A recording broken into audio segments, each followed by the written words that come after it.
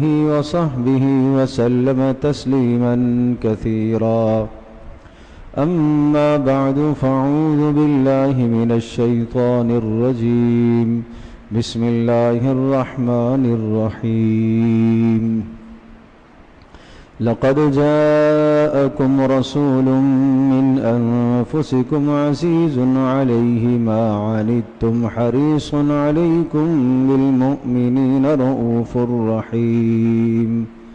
وقال الله عز وجل: لقد كان لكم في رسول الله أسوة حسنة لمن كان يرجو الله واليوم الآخر وذكر الله كثيرا.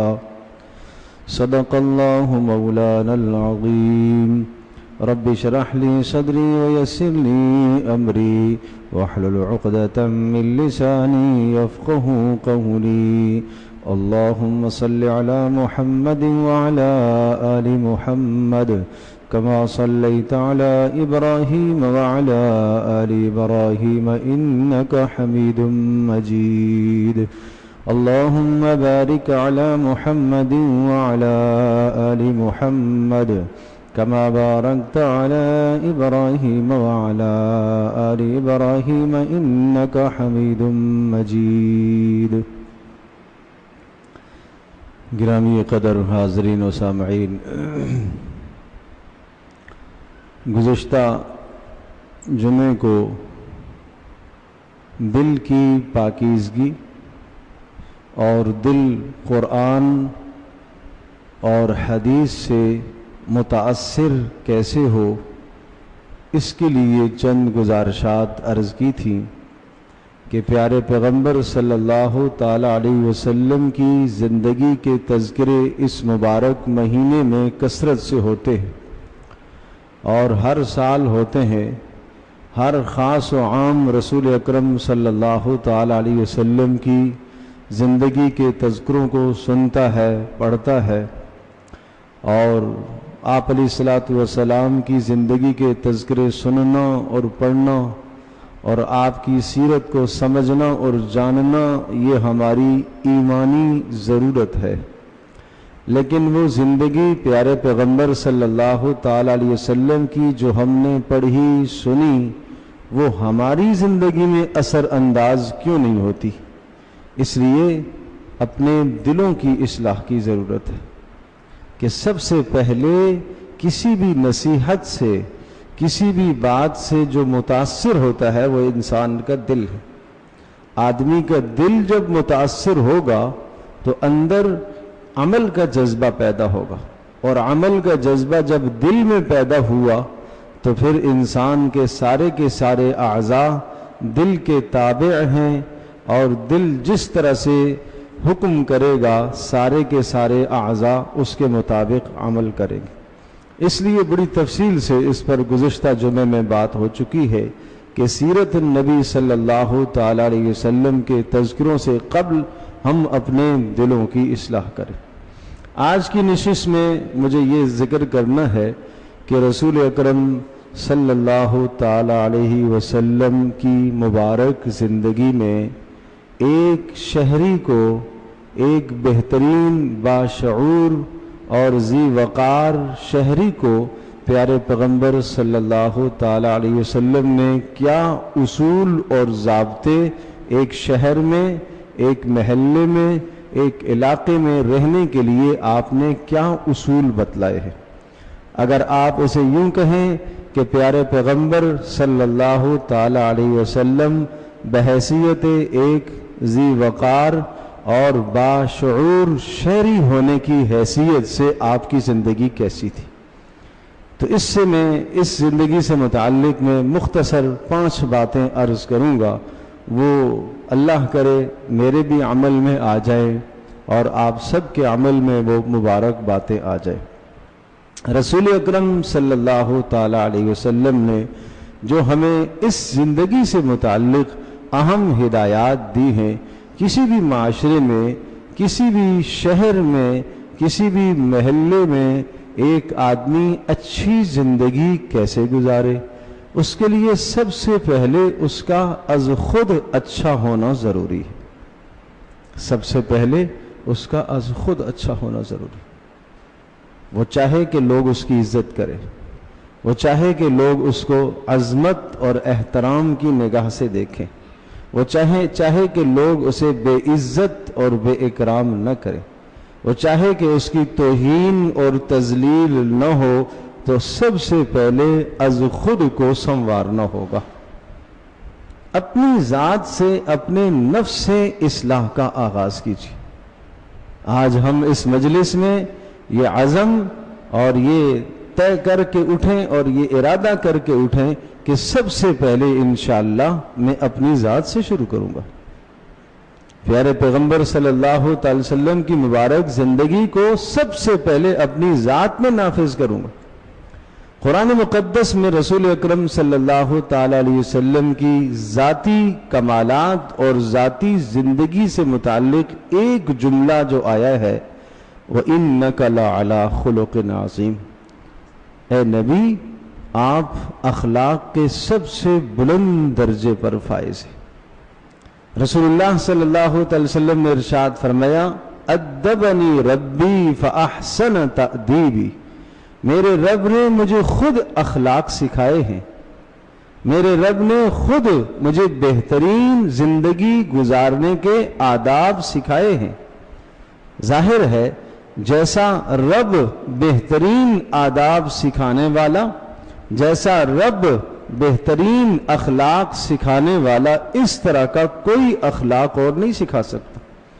نہ کوئی ماں، نہ کوئی باپ، نہ کوئی چچا، نہ کوئی ماموں، نہ کوئی اور قریبی آدمی کی ایسی تربیت کر سکتا ہے جیسے کہ اللہ تبارک تعالی نے محمد الرسول اللہ صلی اللہ علیہ وسلم کی تربیت فرمائی.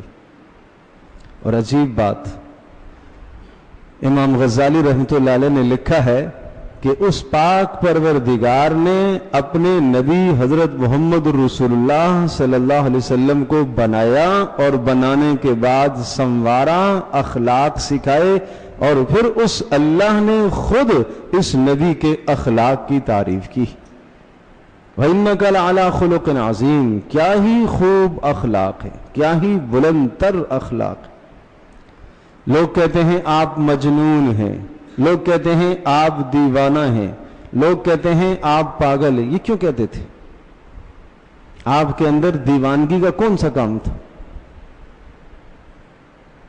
آپ جانتے ہیں معاشرے میں جو پاگل جس کو کہتے ہیں، جو دماغی توازن کھو بیٹھتا ہے، اچھائی اور برائی کی تمیز نہیں کر پاتا، تو اس کی حالت آپ دیکھتے ہیں. گندے میلے کچیلے کپڑے، نہ اس کو اپنے عزیز کا پتہ، نہ ماں کا پتہ، نہ باپ کا پتہ، نہ قریب کا پتہ، نہ دور کا پتہ، نہ اسے دن کا شعور، نہ اسے رات کا شعور. اس کو آپ لوگ پاگل کہتے ہیں، اس کو آپ مجنون کہتے ہیں. پیارے پیغمبر صلی اللہ تعالی علیہ وسلم کے لیے یہ مجنون کا لفظ کیوں کہتے تھے؟ دیوانے کا لفظ کیوں کہتے تھے؟ سنیے گا، اس لیے کہتے تھے کہ رسول اکرم صلی اللہ تعالی علیہ وسلم کو ہر طرح کی ایذا دیتے تھے اور ہر طرح کا برا لقب اور برا لفظ کہتے تھے. پیارے پیغمبر صلی اللہ تعالی علیہ وسلم ان کی برائی کا جواب برائی سے نہیں دیتے تھے.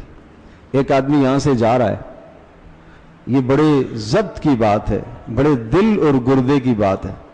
ایک یوز جا رہا ہے، ادھر سے ایک آدمی اس کو گالی دے رہا ہو، ادھر سے وہ گالی دے رہا ہو، یہ دونوں طرف سے 3-4 لوگ اس کو گالیاں دے رہے، اور وہ ایک آدمی کی گالی کا ذرہ برابر اثر نہ لے، اپنے کام سے کام رکھے، تو کہیں گے شاید دماغ درست نہیں.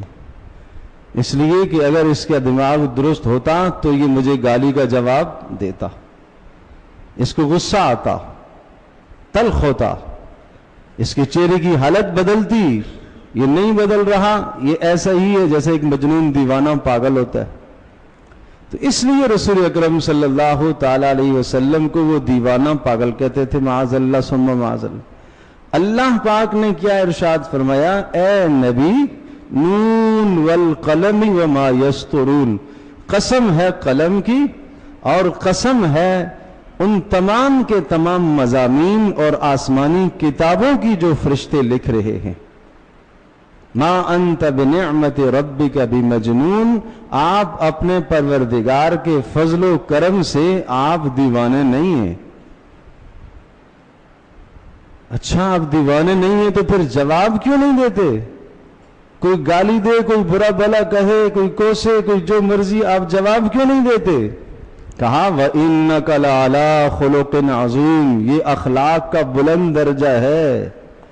جس کو تم جنون کہتے ہو، جس کو تم دیوانگی کہتے ہو، یہ پیارے پیغمبر صلی اللہ تعالی علیہ وسلم کے بلند اخلاق ہیں۔ یہ بلند اخلاق، یہ دیوانگی نہیں ہے۔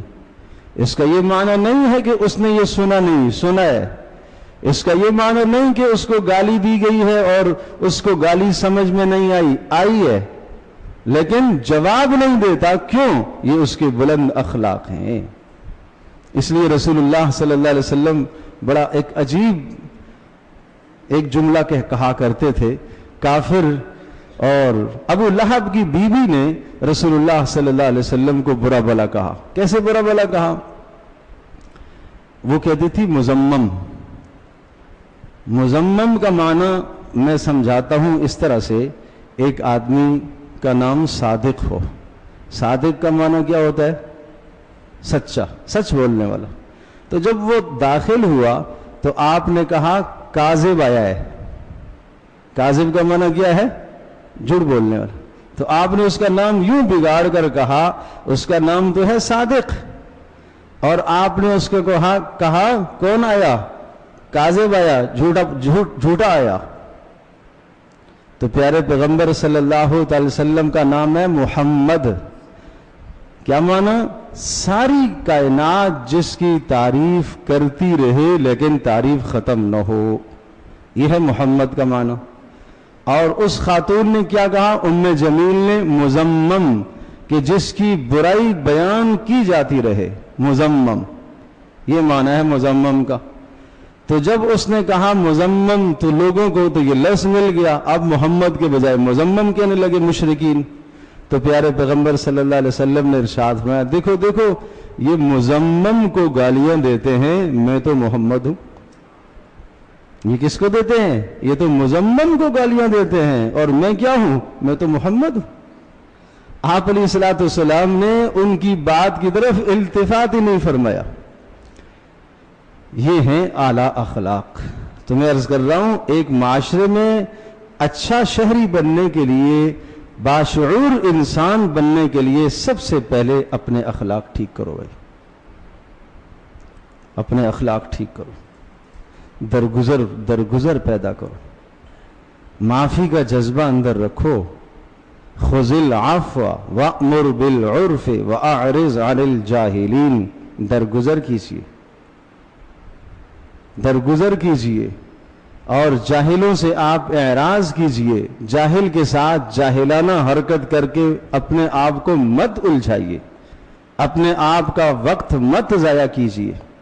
آپ تصور تو کرو، انس بن مالک رضی اللہ تعالیٰ عنہ ارشاد فرماتے ہیں، ایک مرتبہ میں پیارے پیغمبر صلی اللہ علیہ وسلم کے ساتھ جا رہا تھا، میں پیچھے پیچھے ہوں، آپ آگے آگے چل رہے تھے۔ فرمایا کہ فَأَدْرَكَهُ أَعْرَابِيٌّ، ایک بدو دیہاتی آپ کو مل گیا، اور اس نے کیا کیا؟ رسول پاک صلی اللہ تعالی علیہ وسلم کی ردا اور چادر کو پکڑ لیا، فَجَذَبَهُ جَذْبَةً شَدِيدَةً۔ انس بن مالک کہتے ہیں کہ زور سے کھینچا اس نے، اور اس طرح سے کھینچا کہ میں پیارے پیغمبر صلی اللہ تعالی علیہ وسلم کا انی انظر الی صفحۃ عاتقہ، میں آپ علیہ السلام کے مبارک کندھے پر اس کے کھچنے کے آثار بھی دیکھ رہا ہوں، مجھے نظر آ رہے، ایسے چادر کے نشان پڑ گئے۔ اور پھر کہنے لگا مرلی مالا من مال اللہ الذی اعطاک، اللہ نے جو آپ کو مال دیا ہے اس میں سے مجھے بھی دو۔ تو رسول فَإِذَا الْتَفَتَ، آپ علیہ السلام نے پیچھے مڑ کے دیکھا، وہ اعرابی اور بدو کو آپ نے دیکھا تو آپ مسکرا دی، آپ ہنس پڑے، نہیں آیا غصہ۔ اس وجہ سے لوگ کہتے تھے مجنون ہے، اس وجہ سے لوگ کہتے تھے۔ اللہ نے کہا نہیں، یہ تو آپ کے اعلیٰ اخلاق ہے، یہ تو آپ کے بلند اخلاق ہے۔ آپ سوچو تو صحیح کہ ہمارے ساتھ کوئی ایسا رویہ اختیار کرے تو ہم پیچھے مڑ کر، جب اختیار بھی ہو آپ کو، تسلط بھی ہو آپ کو، اور وہ کھینچنے والا ایک بدو، ایک اعرابی، ایک دیہاتی قسم کا انسان ہو، نہ معلوم ہم اس کا کیا حشر نشر کر دے، اس کا چہرہ بگاڑ دیں مار مار کے۔ پیارے پیغمبر صلی اللہ علیہ وسلم نے توجہ سے پیچھے مڑ کے دیکھا، اس اعرابی کو دیکھا، اور پھر آپ علیہ السلام نے اسے مال دیا، مسکرا دیے اور اس کو مال دے دیا اور وہ چل دیا۔ تو میں نے عرض کیا، ایک بہترین انسان بننے کے لیے پہلی بنیادی بات ہے اپنا خود کردار ٹھیک کرو بھائی۔ دوسروں سے ہم حق مانگتے ہیں، پڑوسی سے بھی، گھر والی سے بھی، بھائی سے بھی، بہن سے بھی، چچا سے بھی، تائے سے بھی، ماموں سے، خالہ، سب سے حق مانگتے ہیں۔ کیا ہم خود حقوق ادا کر رہے ہیں کہ نہیں کر رہے؟ تو رسول اللہ صلی اللہ تعالی علیہ وسلم کی زندگی میں ہمیں جو نمایاں بات ملتی ہے، آپ کا اپنا کردار انتہائی صاف شفاف کردار تھا، نبوت سے پہلے بھی، نبوت کے بعد بھی۔ ایک شہری ہونے کی حیثیت سے آپ علیہ السلام کا اتنا صاف اور شفاف کردار، کسی بھی جگہ پر کسی بھی گناہ کی محفل میں آپ نے شرکت کبھی نہیں فرمائی۔ یہ اپنا کردار ہے نا، تاکہ معاشرے میں آپ کی عزت ہو، تاکہ معاشرے میں آپ کا مقام ہو، لوگ آپ کو عزت کی نگاہ سے دیکھیں، آپ کے گھر والے، آپ کے اعزاء، آپ کے اقرباء، آپ کی گھر کی زندگی بھی اچھی ہو، آپ کی باہر کی زندگی بھی اچھی ہو۔ حضرت خدیجہ رضی اللہ تعالی عنہا نے آپ علیہ السلام کے گھر کی زندگی کو دیکھو، سب سے زیادہ انسان کو جو جانتا ہے اس کی بیوی جانتی ہے۔ یہ باہر تو بہت نیک بنتا ہے، بزرگ بنتا ہے، گھر کی اس کی کیا زندگی ہے، نجی زندگی اس کی کیسی ہے، تنہائی کی زندگی اس کی کیسی ہے، اندر کے اس کے کیا جذبات ہیں، سب سے زیادہ انسان کے حالات کو بیوی جانتی ہے۔ خدیجہ رضی اللہ تعالی عنہا کے جملے سنیے، آپ علیہ السلام پر جب پہلی وحی نازل ہوئی اور اس موقع پر رسول اللہ صلی اللہ تعالی وسلم پر جب گھبراہٹ طاری ہوئی تو کیا ارشاد فرمایا؟ کلا واللہ لا یخزیک اللہ ابدا، ہرگز ایسا نہیں ہو سکتا، اللہ کی قسم اللہ آپ کو رسوا نہیں ہونے دے گا۔ وجہ کیا بیان کی؟ اخلاق کیا بتائے؟ لِأَنَّكَ تَصِلُ الرَّحْمِ، اس لیے کہ آپ صلح رحمی کرتے۔ معاشرے کے اندر صلح رحمی کرنے والا انسان ذلیل کبھی نہیں ہوتا، رسوا کبھی نہیں ہوتا، جو صلح رحمی کرنے والا ہوتا ہے۔ لِأَنَّكَ تَصِلُ الرَّحْمِ، اس لیے کہ آپ صلح رحمی کرتے، اور وَتَقْرِئُ الضَّيْفِ، اس لیے کہ آپ مہمان نواز ہیں۔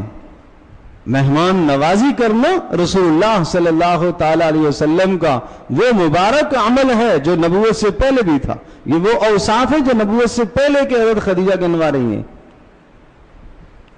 آپ تو مہمان نواز ہیں، اور فرمایا وَتَكْسِبُ الْمَعْدُومِ، بے روزگار لوگ، حاجت مند لوگ، ان کو آپ کسی روزگار پر فراہم اور روزگار پر کھڑا کرتے ہیں، آپ ان کی یہ مدد کرتے ہیں۔ وَتُعِينُ عَلَى نَوَائِبِ الْحَقِّ، اور جب بڑی بڑی مصیبتیں کسی پر آن پڑتی ہیں اور کوئی ساتھ نہیں دینے والا ہوتا تو آپ ساتھ کھڑے ہوتے ہیں۔ یہ آپ کے اخلاق بیان کیے، یہ آپ کا کردار بیان کیا، بحیثیت ایک شہری ہونے کے، بحیثیت ایک باشعور شہری ہونے کی حیثیت سے حضرت خدیجہ رضی اللہ تعالی عنہا یہ آپ کا کردار بتا رہی۔ تو میرے عزیز دوستو بزرگوں، کیا یہ زندگی، یہ باتیں اس قابل نہیں ہے کہ میں اور آپ اپنائیں؟ ہمیں اپنانی چاہیے نا۔ ہم کب سے اپنانا شروع کریں گے آخر؟ ہم کب سے اپنی زندگی کو بدلیں گے؟ کیا 30 سال ہو گئے، 40 سال ہو گئے، 50 سال ہو گئے، 60 سال ہو گئے اس زندگی کو گزرتے گزرتے گزرتے بالآخر موت کے منہ میں چلے جائیں گے۔ کون سا ربیع الاول آئے گا جو میری اور آپ کی زندگی کو بدلے گا؟ کون سا رمضان آئے گا جو میری اور آپ کی زندگی کو بدلے گا؟ اگر آج ہم نے اپنے آپ کو نہ بدلا تو کیا کوئی موت کی ضمانت ہے؟ کیا کوئی موت کی گارنٹی ہے؟ کیا کوئی اللہ کے ساتھ ہم نے عہد اور ایگریمنٹ کیا ہوا ہے کہ مجھے موت آنے سے پہلے آپ اطلاع کریں گے؟ جب ایسی چیزیں نہیں ہیں، سب کچھ نہیں ہے، تو پھر پیارے پیغمبر صلی اللہ تعالی علیہ وسلم کے سامنے سرخرو ہونے کے لیے اور اس بات کے مستحق میں اور آپ بن جائیں کہ آپ ہماری سفارش کریں، پھر پیارے پیغمبر صلی اللہ علیہ وسلم کی ان صفات کو اپنانا ہوگا۔ اب میں وہ مختصر سے وہ 5 باتیں ذکر کرتا ہوں۔ یہ تو میں نے بتایا اپنا کردار کیا ہونا چاہیے۔ اب دوسروں کے ساتھ رسول اللہ صلی اللہ تعالی علیہ وسلم نے 3 قسم کے لوگوں کا تذکرہ فرمایا ایک روایت میں، چونکہ معاشرے میں ان 3 لوگوں کے ساتھ آدمی کا واسطہ پڑتا ہے، سابقہ پڑتا ہے۔ نمبر 1 بچے، نمبر 2 بوڑھے، اور نمبر 3 اہل علم، علماء، اہل فضل، دیندار لوگ خاص طور پر۔ تو رسول اللہ صلی اللہ علیہ وسلم نے ارشاد فرمایا من لم یرحم صغیرنا، جو ہمارے چھوٹوں پر شفقت رحم کا معاملہ نہیں کرتا وہ شخص میرا نہیں، وہ میرا نہیں، وہ میرا امتی کہلانے کا مستحق نہیں ہے۔ وہ حوض کوثر پر مجھ سے جام کوثر پینے کا متمنی ہرگز نہ ہو، وہ میدان محشر میں مجھ سے سفارش کی توقع ہرگز نہ رکھے جو چھوٹوں پر رحم نہیں کرتا۔ تو دیکھیں ذرا اپنی زندگی کا محاسبہ کریں۔ چھوٹے بچے قابل رحم ہوتے ہیں، تربیت کے قابل ہوتے ہیں، ان کی تربیت کرنی چاہیے، انہیں سمجھانا چاہیے، انہیں بتلانا چاہیے، انہیں اخلاق سکھانے چاہیے۔ رسول اللہ صلی اللہ تعالی علیہ وسلم کے خادم خاص حضرت انس بن مالک رضی اللہ تعالی عنہ فرماتے ہیں میں رسول اللہ صلی اللہ تعالی علیہ وسلم کی خدمت میں رہا، میں نے 10 سال کا زمانہ گزارا، اور بڑا طویل زمانہ ہے 10 سال کا۔ آپ علیہ الصلوۃ والسلام نے مجھے اخلاق سکھائے۔ ایک مرتبہ ایسا ہوا کھانے کے دوران میرا ہاتھ پلیٹ میں چاروں طرف گھوم رہا تھا، آپ علیہ السلام نے مجھے ادب سکھایا، یا غلام سم اللہ وکل مما یلیک، بیٹا سامنے سے کھاؤ، اللہ کا نام لیا کرو اور سامنے سے کھایا کرو۔ ایک مرتبہ آپ علیہ السلام کھانا تناول فرما رہے تھے، ایک بچہ یا ایک بچی، راوی کہتے ہیں بچہ تھا یا بچی تھی، دوڑتا ہوا آیا اور کھانے میں ایک دم سے اس نے اپنا ہاتھ ڈالنا چاہا، آپ نے ہاتھ پکڑ لی۔ رسول اللہ صلی اللہ علیہ وسلم رحمت للعالمین ہیں، کھانے سے روکا، کیوں؟ آپ نے پہلے اسے بسم اللہ پڑھوائی، پھر اس کو کھانے میں شامل کرایا، اور پھر آپ نے بتلایا کہ شیطان اس کے ذریعے سے کھانے میں شامل ہونا چاہ رہا تھا۔ ہم تو سب نے بسم اللہ پڑھی ہوئی تھی، اس نے نہیں پڑھی تھی، بلا بسم اللہ کے شیطان اس کے راستے سے آنا چاہ رہا تھا، اور میں نے اس کا ہاتھ اس لیے پکڑ لیا۔ یہ کیا ہے؟ یہ آپ کی تربیت ہے۔ یہ بچوں پر رحم ہے کہ آپ ان کی تربیت کریں، آپ ان کو اخلاق سکھائیں، ان کو کردار سکھائیں۔ مسجد میں آپ لے کر آ رہے ہیں، اپنے ساتھ کھڑا کریں، آزاد نہ چھوڑ دیا جائے بچے کو، گلی میں محلے میں آزاد نہ چھوڑو ان کو، وہ جہاں چاہیں جائیں اور جو چاہیں زبان سے بولیں، نہیں، وہ جس کے پاس چاہیں بیٹھے اور ان کی خالی تختیوں پر جو آدمی جو چاہے نقش کرے، یہ ظلم ہے، یہ بچے پر رحم نہیں ہے، یہ بچے پر رحم نہیں ہے۔ رسول اللہ صلی اللہ تعالی علیہ وسلم، انس رضی اللہ تعالی عنہ فرماتے ہیں میں رسول اللہ صلی اللہ علیہ وسلم کی خدمت میں موجود تھا، ایک خاتون آئی آن حضرت صلی اللہ علیہ وسلم سے کوئی بات پوچھنے کے لیے، پیارے پیغمبر صلی اللہ علیہ وسلم اسے بات بتا رہے۔ رسول پاک صلی اللہ علیہ وسلم کے پاس تو ہر قسم کے لوگ آتے تھے، آپ نے نگاہ نیچی جھکائی ہوئی اور اس کی بات کو سن رہے، اور اخلاق اور کردار کا یہ حال تھا کہ اگر کوئی راستے میں پیارے پیغمبر صلی اللہ علیہ وسلم کو یوں کھڑا کر لیتا تو جب تک وہ نہ ہٹتا آپ نہ ہٹتے، آپ کھڑے رہتے، سن لیتے اس کی بات۔ اس طرح سے بات سن رہے تھے اور میں اس عورت کے چہرے کی طرف دیکھ رہا تھا۔ انس رضی اللہ تعالی عنہ کی عمر اس وقت 10 سال یا 11 سال کی تھی۔ پیارے پیغمبر صلی اللہ علیہ وسلم نے مجھے دیکھا اور اپنا ہاتھ مبارک میری ٹھوڑی پر یوں رکھ کے ہاتھ میرا چہرہ پھیر دیا، میرا چہرہ پھیر دیا۔ کیا ہم نے اپنے بچوں کو یہ تربیت کبھی سکھائی ہے؟ ابھی تو بچہ ہے، ابھی تو بچہ ہے، اس کو کیا ضرورت ہے پردہ کرنے کی، اس کو کیا ضرورت ہے نظریں نیچی کرنے کی، اس کو چچا ذات چچا کی بیٹی سے، ماموں اور خالہ کی بیٹی سے یہ پردہ کرے، اور ماموں بھی چڑھنا شروع کر دے، خالہ بھی جناب اور خالو بھی اور چچا بھی جناب، یہ تو ہمیں غیر سمجھتا ہے۔ میرے عزیز دوستو اور بزرگوں، پیارے پیغمبر صلی اللہ علیہ وسلم کی یہ تعلیمات ہیں کہ بچوں کو محرم رشتے غیر محرم رشتوں میں فرق بتلاؤ، یہ آپ کی ذمہ داری ہے، یہ بڑوں کی ذمہ داری ہے۔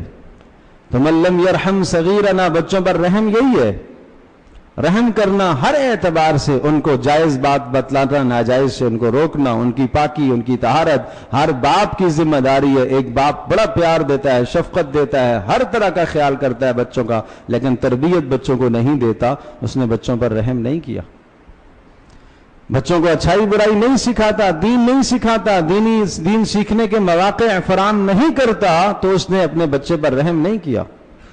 دوسری بات فرمائی وَلَمْ يُوَقِّرْ كَبِيرَنَا، جس نے ہمارے بڑوں کی تعظیم نہ کی، جس نے ہمارے بڑوں کی تعظیم نہ کی معاشرے میں، وہ بھی ہمارا نہیں ہے۔ بڑوں کی تعظیم، بزرگوں کی تعظیم، سفید ریش ان کی تعظیم کرنا، یہ ادب سکھایا جوان کو پیارے پیغمبر صلی اللہ علیہ وسلم نے کہ جب تم کسی بوڑھے کی تعظیم کرتے ہو، اس کی عظمت کرتے ہو، اس کی خدمت کرتے ہو، اس لیے کہ یہ ایک مسلمان سفید ریش اور بوڑھا ہے، جب تم بوڑھے ہو جاؤ گے تو اللہ ایک جوان کو تیری خدمت کے لیے مقرر کر دے گا۔ یہ جوان کو تعلیم آپ نے دی ہے، یہ بہترین معاشرہ آپ نے سکھایا، یہ شہری ہونے کے آداب آپ نے بتلائے ہیں۔ تو جوانوں کو یہ تلقین دی، جوانوں کو یہ سبق دیا کہ آپ اپنے بزرگوں کی، اپنے بڑوں کی اعزاء اقربا ہوں، غیر اعزاء غیر اقربا ہوں، جب بھی باپ بڑا ہے، دادا ہے، یہاں تک کہ پیارے پیغمبر صلی اللہ تعالی علیہ وسلم نے والدین کے حقوق میں سے یہ حق بتایا ہے مرنے کے بعد کہ ماں باپ کے اعزاء اقربا اور تعلق داروں کے ساتھ بھی اچھا سلوک کرنا۔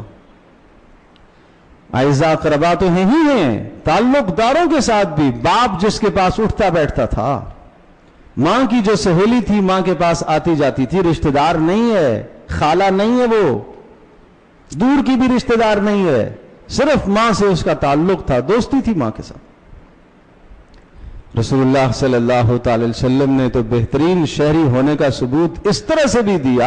آپ علیہ الصلوۃ والسلام، حضرت عائشہ رضی اللہ تعالیٰ عنہ فرماتی تھی پیارے پیغمبر صلی اللہ علیہ وسلم نے ایک ہدیہ بھیجا، کہاں فلاں خاتون کو دے کے آؤ، کیوں؟ یہ خدیجہ کی سہیلی ہے، خدیجہ کی سہیلی، بیوی کی سہیلی کے ساتھ بھی آپ کا یہ برتاؤ، یہ اخلاق ہے۔ تو بات یہ عرض کر رہا تھا کہ بڑوں کی عظمت کی تاکید کی آپ نے، اور فرمایا ان من اجلال اللہ عز وجل، یہ اللہ کی تعظیم میں، اللہ کی عظمت میں یہ بات شامل ہے، اکرام ذل شیبۃ المسلم، فرمایا سفید ریش بزرگ کا اکرام کرنا یہ اللہ کا اکرام کرنا ہے۔ سفید ریش آدمی جس کے بال اسلام میں سفید ہو چکے ہیں، جسے دیکھ کر اللہ پاک کو حیا آتی ہے، جس کے اٹھے ہوئے ہاتھ اللہ خالی واپس نہیں لوٹاتا۔ آج اگر جوان اس بوڑھے کو بدتمیزی سے پیش آئے، بےہودگی کے ساتھ پیش آئے، بدتمیزی سے پیش آئے، اپنی جوانی میں کبر کرے، غرور کرے، تکبر کرے اور بغض رکھے کسی بوڑھے سے، تو وہ اللہ تعالیٰ کی نظروں میں گر گیا ہے۔ وہ باوقار شہری کیسے بن سکتا ہے؟ اس نے خود اپنی تباہی اور اپنی ذلت کے اسباب خود پیدا کر دیے۔ تو اس لیے رسول اللہ صلی اللہ علیہ وسلم نے یہ تاکید فرمائی۔ تیسری بات، وَلَمْ يُبَجِّلْ عَالِمِينَ، جو ہمارے علماء کی قدر نہیں کرے گا، اہل علم کی قدر نہیں کرے گا، اہل دین کی قدر نہیں کرے گا، فَلَيْسَ مِنَّا، یہ آدمی بھی ہمارا نہیں ہے۔ اگر یہ ہمارا ہوتا تو جو دینی اعتبار سے ہماری طرف منسوب ہے یہ ان کی قدر و منزلت پہچانتا، یہ ان کی قدر و منزلت نہیں پہچان رہا، ہمارے سے اس کا کوئی تعلق نہیں، ہمارے سے اس کا کوئی تعلق نہیں۔ اور فرمایا اہل فضل کی، اہل علم کی غلطیوں کو درگزر کرتے رہا کرو، درگزر کرتے رہا کرو۔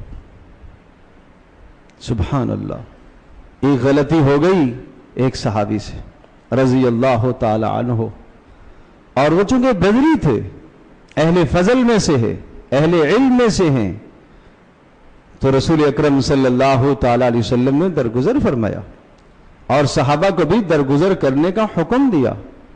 سیدنا ابوبکر صدیق رضی اللہ تعالی عنہ کے بھانجے ہیں یا بھتیجے، ان سے غلطی ہو گئی، ان کا خرچہ دیتے تھے ابوبکر صدیق رضی اللہ تعالی عنہ، گھر کا سارا خرچہ چلایا کرتے تھے، غلطی جو ہو گئی، غلطی کے بعد سیدنا ابوبکر صدیق رضی اللہ تعالی عنہ نے ارشاد فرمایا آج کے بعد میں کچھ نہیں دوں گا اسے، قسم کھا لی۔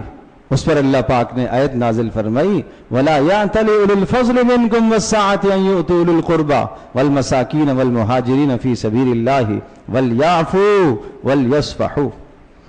اہل فضل کو یہ زید نہیں دیتا، یہ تمہیں مناسب نہیں لگتا، یہ تمہیں اچھا نہیں لگتا، یہ اچھی بات نہیں ہے تمہارے لیے کہ اللہ نے آج آپ کو مال دیا ہے اور ایک شخص کی غلطی کی وجہ سے، اور وہ غلطی پر توبہ بھی کر چکا ہو، نادم بھی ہو چکا ہو، آپ اپنا خرچہ اس سے بند کر دو۔ الا تحبون ان یغفر اللہ لکم، تم نہیں چاہتے اللہ تمہارے گناہوں کو بخش دے؟